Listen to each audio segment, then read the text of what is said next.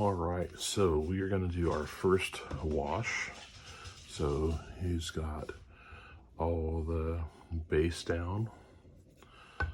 So I'm going to do this a little different than I've tried before, but I'm going to use a little bit of, this is just matte acrylic medium, or varnish actually. And using the ink, it's really thin, so it wants to flow. And I've done this with thin down paint as well, but I've started using this ink, and this is just a quality sepia ink, but it's thin, so that little bit of matte medium will thicken it up. And I'm just going to put a whole dropper in, and then some water.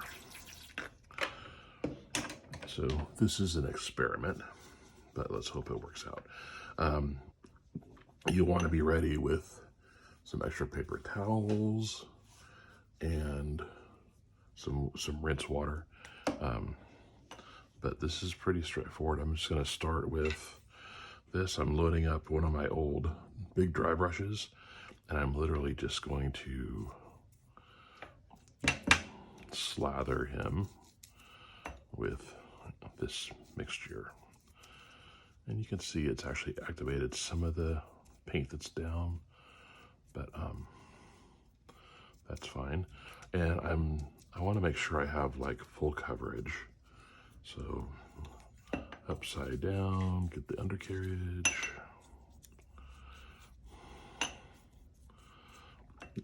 And since this is a pretty loose ink, I have some working time. So it's not going to dry on me too quickly, especially if I keep laying it on. But like, let's just make sure that he has all the coverage. I could add, if this is a little light, I could add some black ink or even just black paint to that mixture. But he's all covered. So then I'm just going to take my clean paper towel and just dab.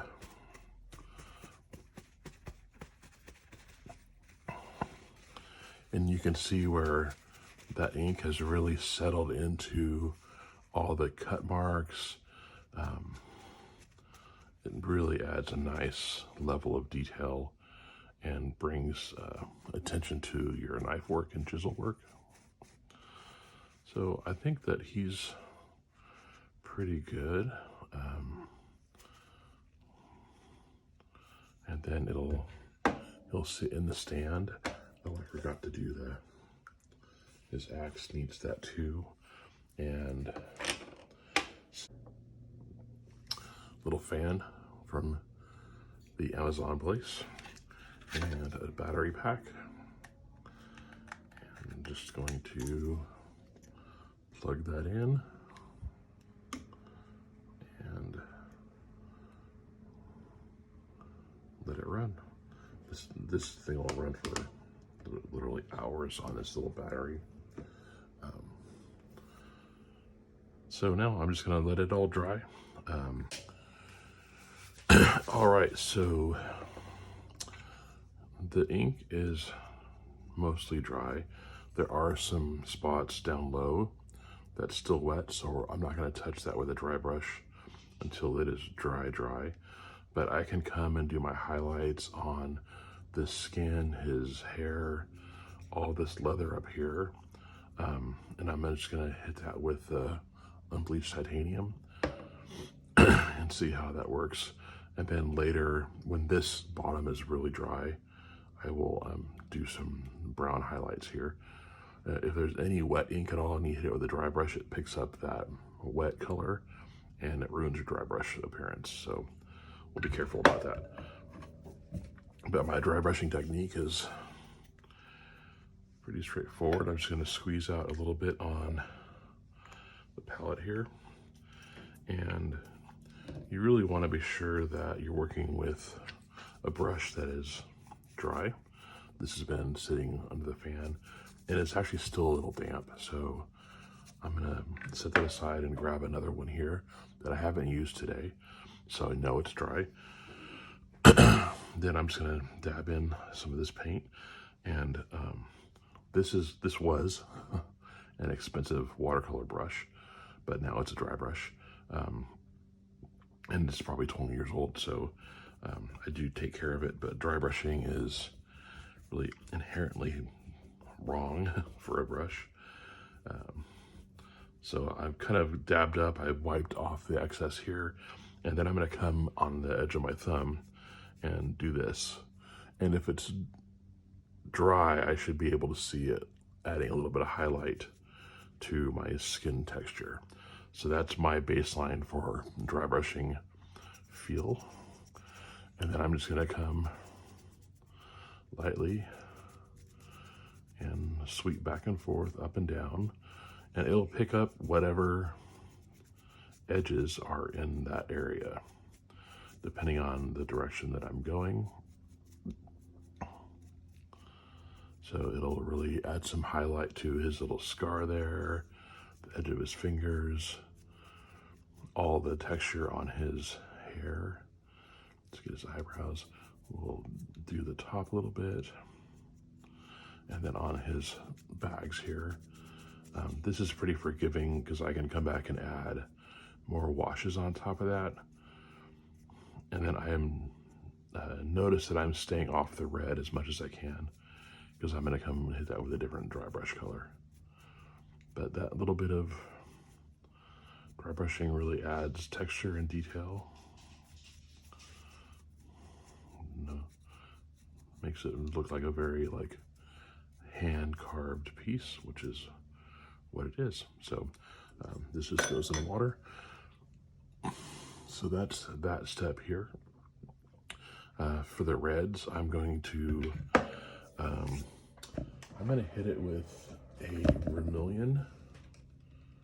Oh, here we go. This is a cadmium red light. So this is an actual cadmium pigment. So it is very bright and true to itself. It is not a cheap tube of paint, so I'm sparse with it, and it is really bright orange, yellow, red, orange. So I'm gonna be pretty judicial about how I wipe this brush off, how much of the color sticks, and then I'll come in and I'm gonna hit these red areas and really pop those edges out.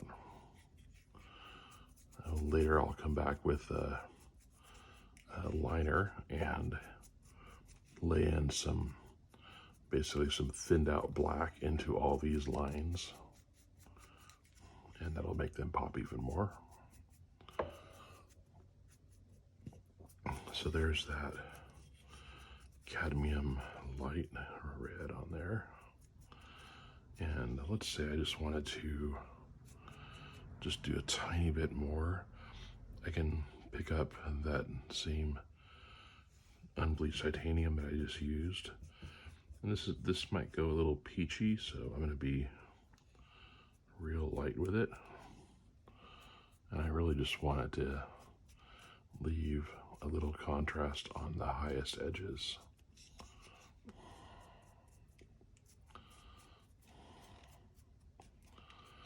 And then when I come back with a liner and darken all this details in, it's gonna be really nice. So now I need to wait for this ink to finish doing the boots. But it's coming along, and I'm really happy with how he's looking right now. So we'll be back in a while. All right, while waiting for that ink to dry a little bit, I'm just gonna put a little tiny dab of, this is a transparent, vivid red orange. So it's a synthetic, it's not a true pigment. It's a chemical pigment versus an organic pigment. But I'm gonna pick up a little bit of that, make a kind of a wash. I want his hair to have a little more color in it. So I'm going to hold them, my hands are wet, so I don't want to touch the paint. But I'm going to dab this out over here. And then I'm just going to kind of fill in and add a little bit of color into his hair. And I could do a little more, because I'm pretty sure his name is going to have Goldilocks in it somehow. So I'm just going to kind of model in some of these, wipe it around with my finger. Nobody's hair color is the same all over, so a little bit of variety is good. We'll move it around. And this is a cheap. This would be a throwaway brush.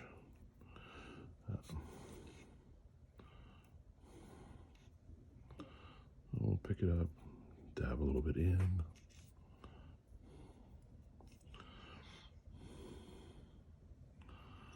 And then I have some of this brown that's still damp in the mixing bowl. So let's grab that. We'll pick up some of the orange again. And then I'm just going to push this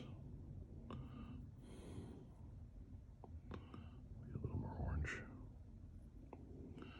and a little more brown. And I'm just going to push this into these. Actually, we need more brown.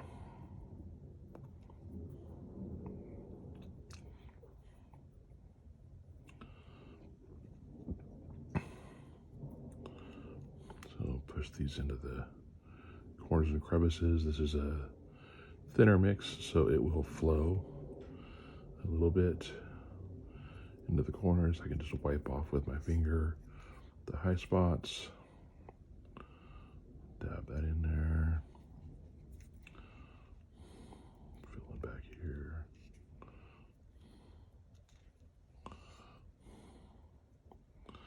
I can also darken this up some.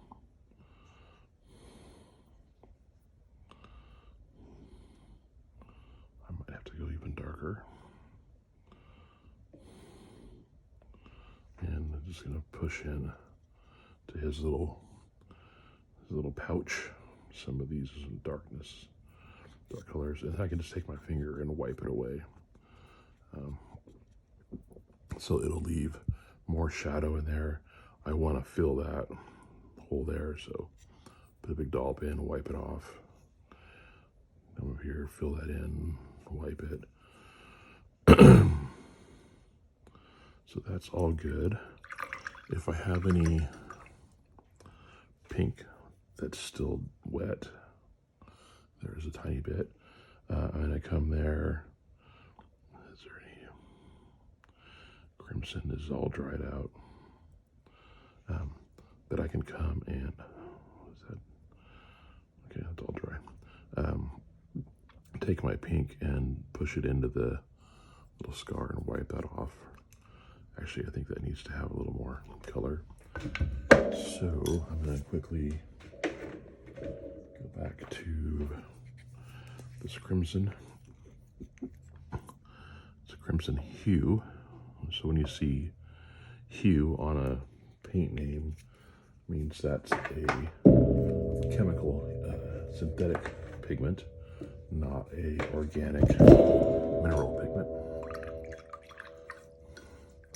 Which also means that it's going to be significantly less expensive. Okay, so I'm going to pick up that little dab, and this can be pretty wet because I just want it to fill into the gouge cuts. So we'll push that on, wipe it off. So now he has a little angry cut. We can carefully add a little bit of color. And I'm just adding a little bit of color around his eyes. And then I'm gonna immediately take a wet brush and soften that out. I can add that to his eyes as well, because I will come back with white and really like hit that.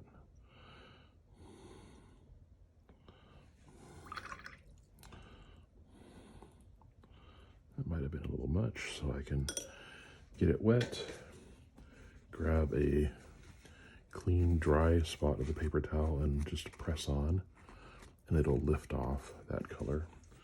Let's add a little bit of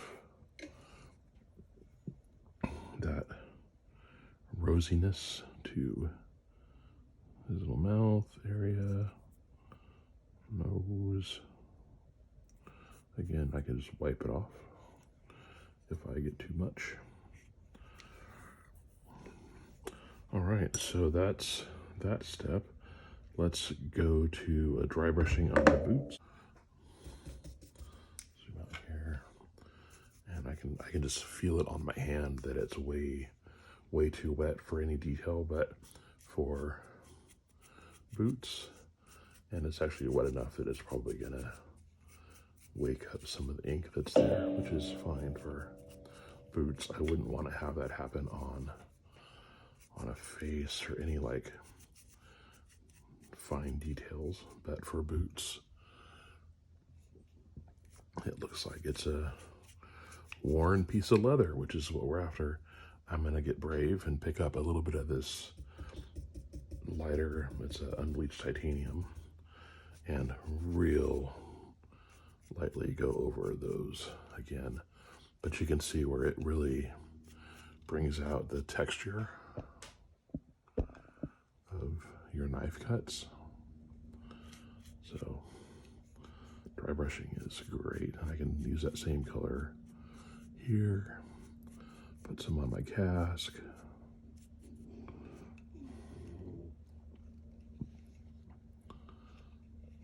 All right.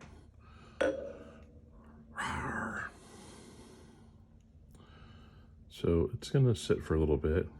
The next step will be to come in with, I'm gonna come in and do eye whites really cleanly. The same time I will hit the top of the horns with white, and then I'll do some gold highlights. And then the last step will be to add some line work to darken up the shadows. So let's see, be back in a bit. And I mentioned earlier about doing the whites of the eyes, so we're gonna do that now. This little dab of white, an old liner brush. This is a 10-aught, yep. This is an old Lowell Cornell 10-aught liner. That is pretty ancient. But I'm thinned down the white a little bit. Try to get this where it's actually gonna be viewable. And then I'm just gonna come in with, let's try like that, so I can see it. Just real carefully.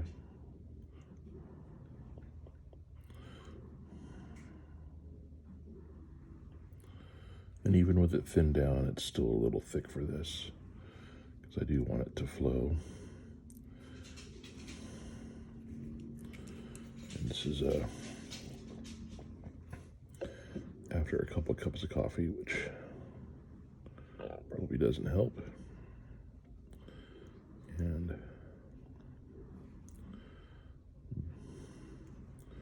it's borderline whether I could actually, I have some magnifying glasses, but I'm at the age now where to balance what you can see with what you can control.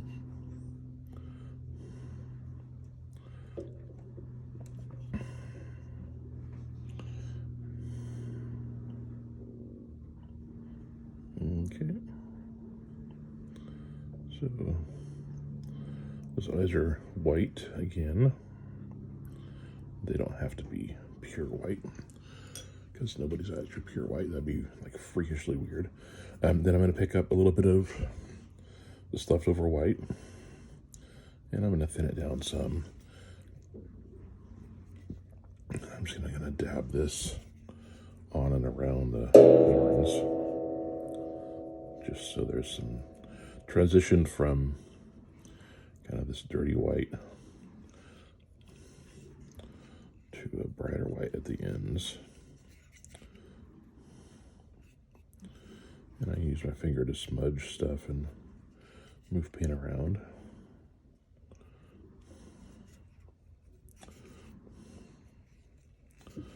And I'm going to pick up some bright, just like full strength, and just touch the tops. And again, I can take my finger and even that out. Just so there's like a visual emphasis on the points. All right, so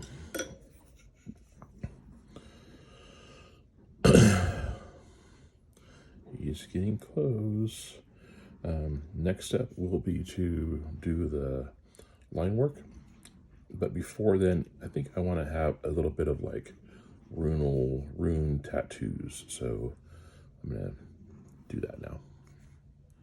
And again, I'm just going to look for a consistency that flows well on this tiny little brush.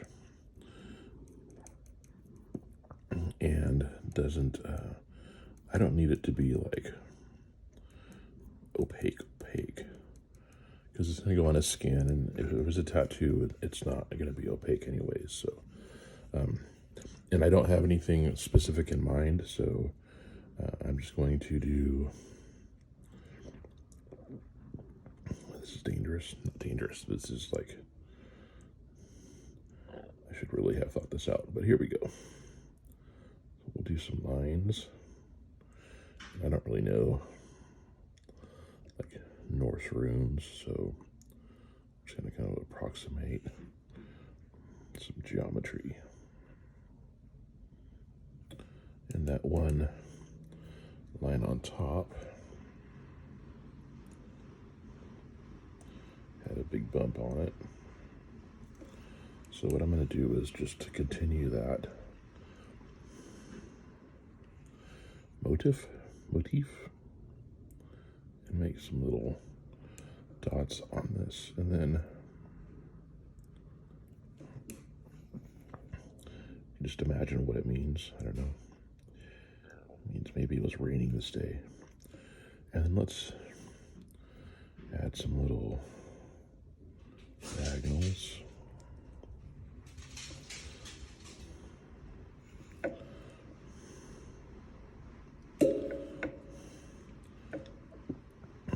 Some slashes through this. So again, there's not like, this is nothing specific. And then I'm like, okay, that's looking like interesting. Let's add some dots to kind of continue the shape.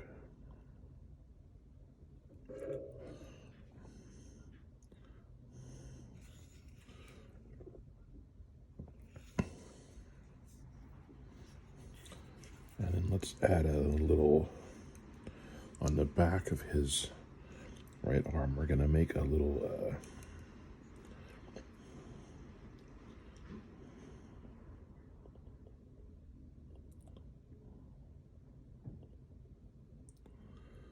like a big hammer tattoo, like, rawr, I'm the hammer guy.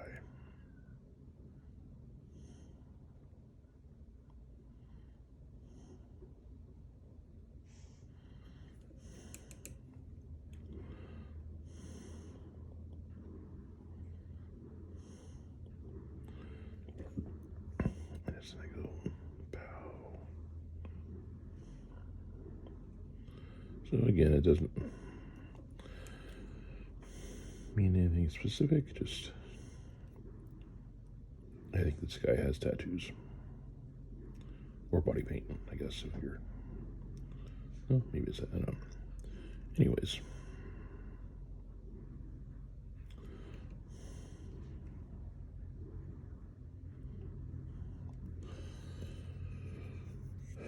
Okay, and while we're here, we're going to use the same blue for his eyes.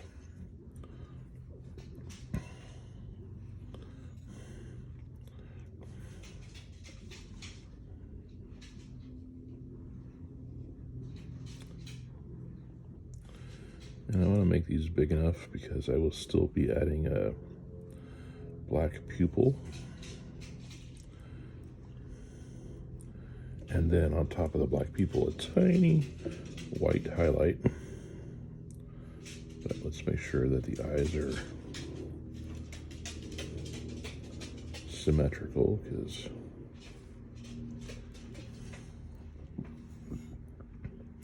if your eyes aren't symmetrical, then people don't know where to look, and it looks uncanny. No offense if your eyes have that issue.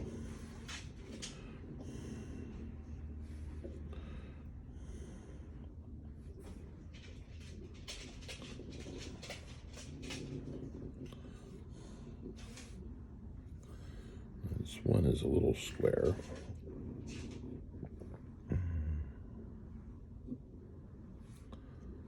We're gonna just extend this out to match.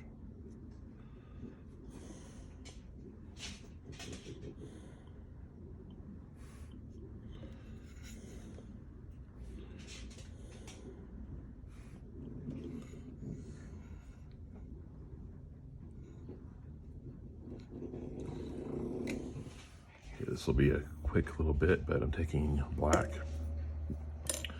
and I'm just gonna put one drop of water in the lid. I'm gonna do the eye pupil. So just got a little bit of paint down here. And it is thinned out just because I want to have the paint flow off the brush. And just, I've got the piece braced against the table.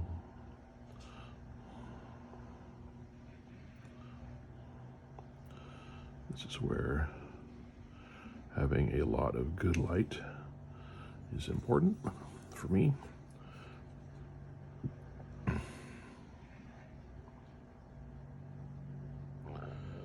And sometimes when you carve the eyeballs, you end up with, well, you almost always end up with flat spots. So it does take a little bit of coaxing the paint to make a round dot on an angled surface. But here we go. And you can see where this paint is actually doesn't want to flow, so I've added a little more water to it.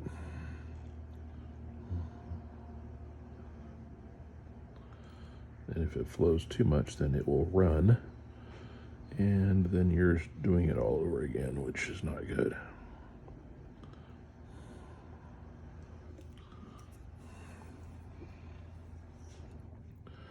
And this is a pretty thick little, the paint's not thick, but I'm laying on a dollop of paint in there so it'll dry opaque. And right now he's a little cross-eyed, so I'm going to come and make this pupil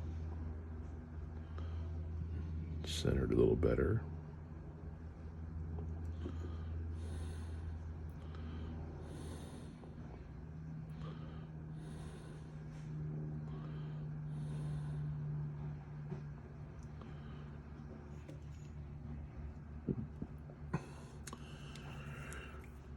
And then my next step will be to do some line details to separate out, especially on his cloak. I'm gonna let those dry while I do that. Careful not to touch them. And then I'll come back and I add a tiny little white highlight. And then I'll finish with some gloss clear just on his eyeballs. Okay, so I'm gonna add some line details. This is black. It's ink, but it's acrylic ink, so it is pretty opaque, and it has a nice consistency. I'm going to add a few drops of water, and then this is a decent Winsor Newton. Actually, it's a pretty good brush. It's a 0-aught liner, so it is about finger knuckle long, and if it's in good shape, it'll come down to a nice thin point that you can draw lines with. So that's what I'm going to do now, and this will just really pop the separation out. And these liner brushes like this can hold a good amount of ink, so I'm just like laying it in like that. I'm gonna do the same on maybe any of these cuts that are a little lighter. Just lay it in there, all the way through here. These big cuts here, you see where I kind of fudged it on top, so I just come back and fill that in. And then we'll do make sure that the paint isn't too loaded and little lines. I'm going to come up underneath these cuts, and I can do this to kind of fan them out if I get a little careless. I can also grab another brush, oops, I just painted on the back of my phone, that's great, and add some water to it, and then dab that out. So most of this, these inks you have to work a little faster. For paint, the acrylic, it can dry pretty quickly, but for the most part it's a pretty good working time. They make extenders that will slow it down without losing too much of the body with the thickness of the paint. So I'm going to do this line here, that one too, and then I'm going to do, this is a little fussy, but it'll help. So I'm just going to bring in a line under his tunic, the back of his arm, and I'm kind of cleaning up some paint. You could do this with a much smaller liner as well, but this works pretty well. On his shoulders, let's just add a little through there for some separation. Same up here, down the back. And because I have pretty good chisel cuts there, or gouge cuts, it's easy to have the liner fall right into there.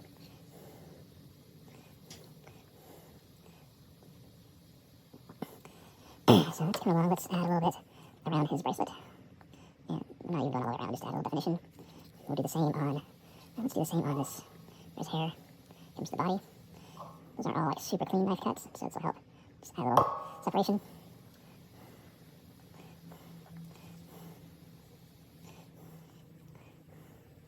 Down the back, nice and round frame. So nice. Well, it's that point of like, do I keep going or have I added enough? The more you look at it, like, oh, I could do that, I could do that. But what's the law of diminishing returns? I think like popping the difference between those two metals really will help set them apart. Around the top of his helmet. Bring this around. And I'm going to carefully do that around the base of the horns. This kind of line work, you want to be sure that your paint is really dry. The paint you're working on top of it is really dry, because if it's not, you're going to end up with some bleeds, and if you have any like actual like water stuff floating around, this ink will run where you don't want it. Alright, and then I'm going to grab him upside down. And I'm not worried about under his brow, but I am around the back of his head. Just adding a line there to separate the helmet from the hair. Ouch. That wasn't ouch, that was just a reaction. Alright, then I can do a little more, just a little visual separation. If I want to, I can drop the hard line in there to separate his hair from his beard. I have done the same around the eyes just to kind of push this back, but I'm going to do that pretty carefully. And then I'm going to get a wet little liner brush and soften that. So it adds some depth to there, but it's not black, because I don't want him to look like he's sunken faced.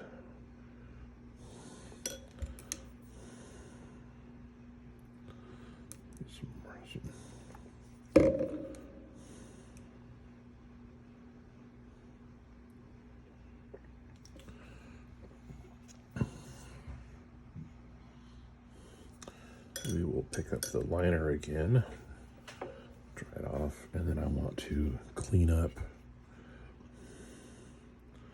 the bottom of these pouches.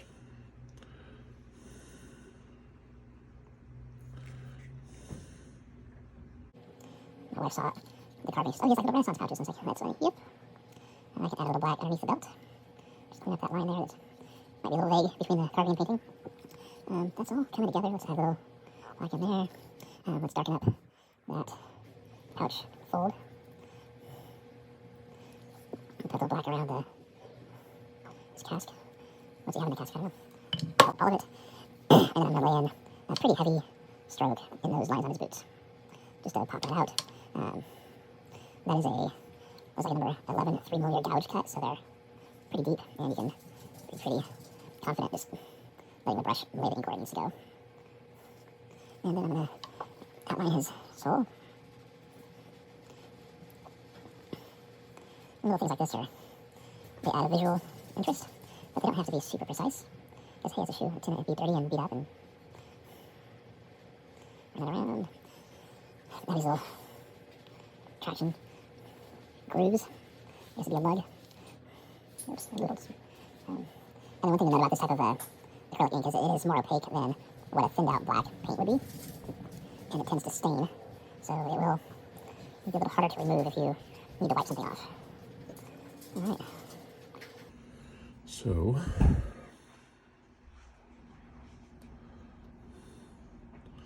we are almost done.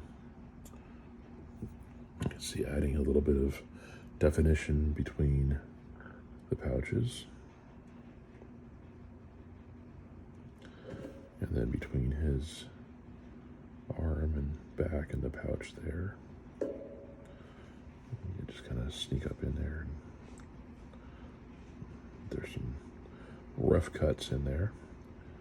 But we'll just tidy that up. For his belt buckle, we'll just add a little bit of black around the centerpiece so it has a little more contrast. I can do the same on these little lines on his belt. Just little tiny touches.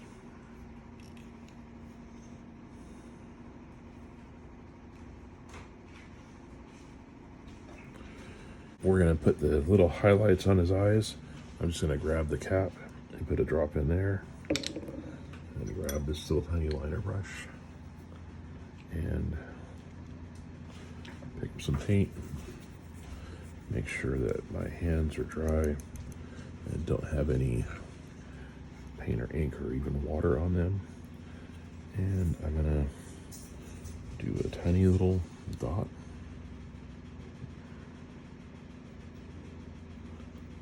There, and do my best to match the size and placement.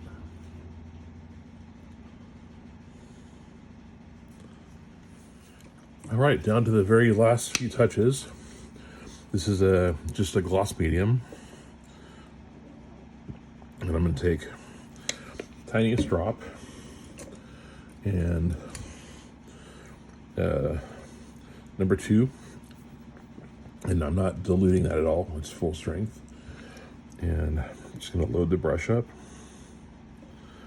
and then lay this gloss in right on top of his eye. And it just gives the tiniest little bit of shine. If I put a bigger dollop, it'll be a little shinier. So just lay it in there.